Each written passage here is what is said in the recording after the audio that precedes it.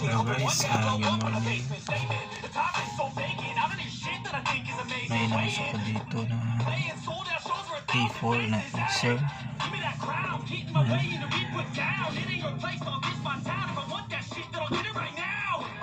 Problema nito is walang display. Yan, minaklas ko na yung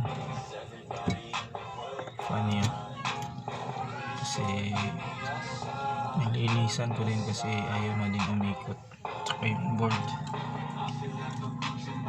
malinis na. Yan.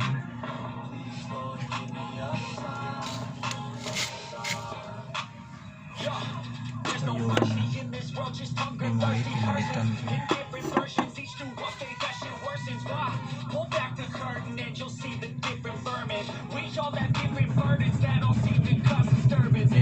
Ang pinakasira nito is yung processor niya.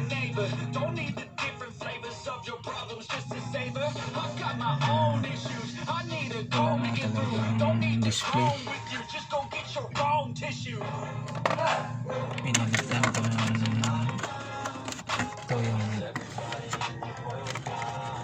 pinalit ko, may problema na talaga.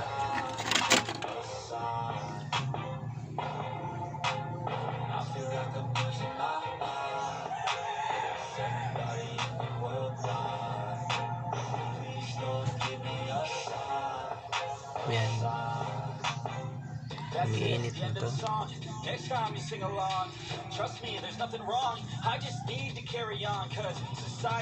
Pag mainit na mamamatay na, masyado na mainit, mamamatay na yung fan.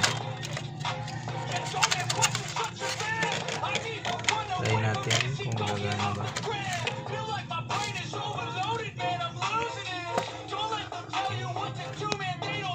Lagay ko muna sa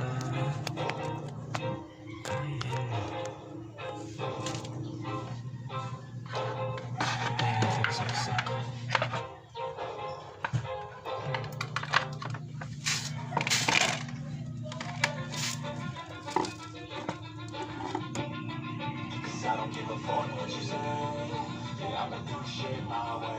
Try natin i-on.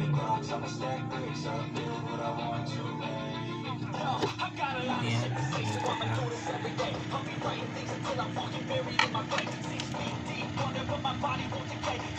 Normal lang init niya.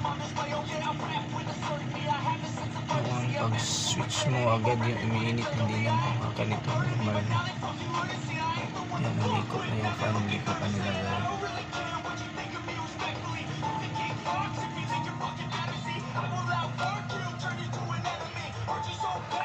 Try na niyo ulit.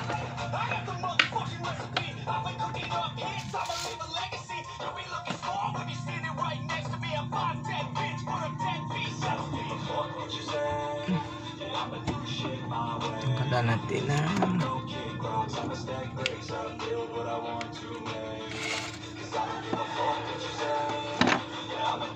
memory.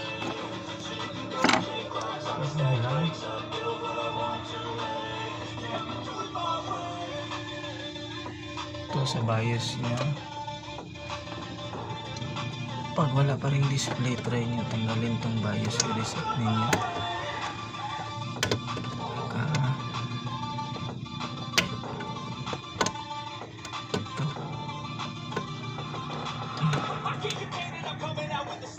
Ito yung jumper niya sa BIOS. Pwede ninyo i-reset lang gamit ang screw.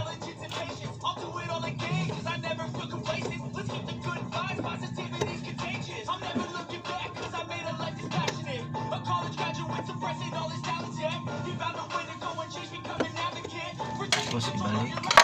Oops.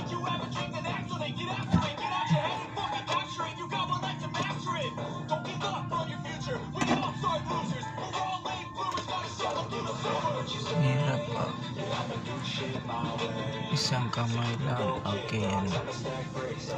Tayo natin switch on.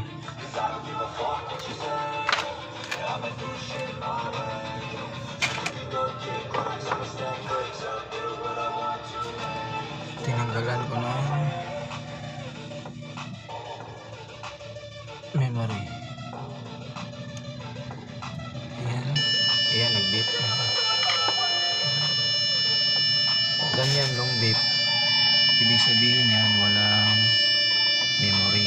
Patok sa atin, gumagana na yung board.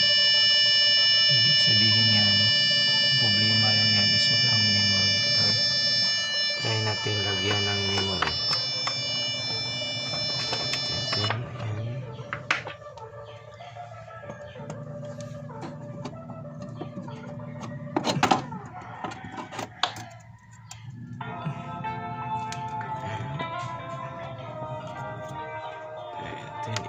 Oops, ayan, hirap isang kamay lang.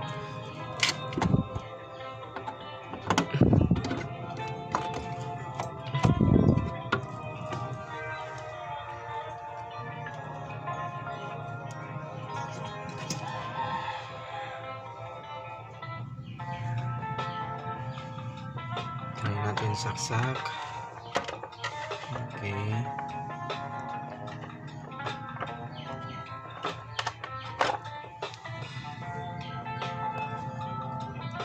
Try natin on. Ayan. Wala nang beep. Ayan. Gumagana na yung memory. Pag may long beep siya, walang memory. Na-detect niya walang memory. Okay, umiinit na. Okay. Yan lang. Pag-ayos. Isa sa reason na walang yan. Isa na reason na walang display. Yan po. Teka.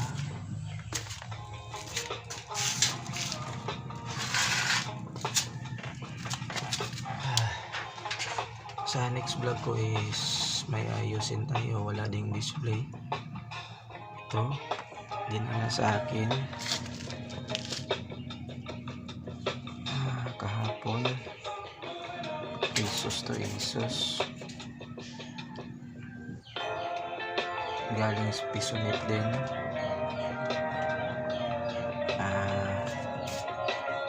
Walang display. May display pero naghahang hanggang BIOS lang.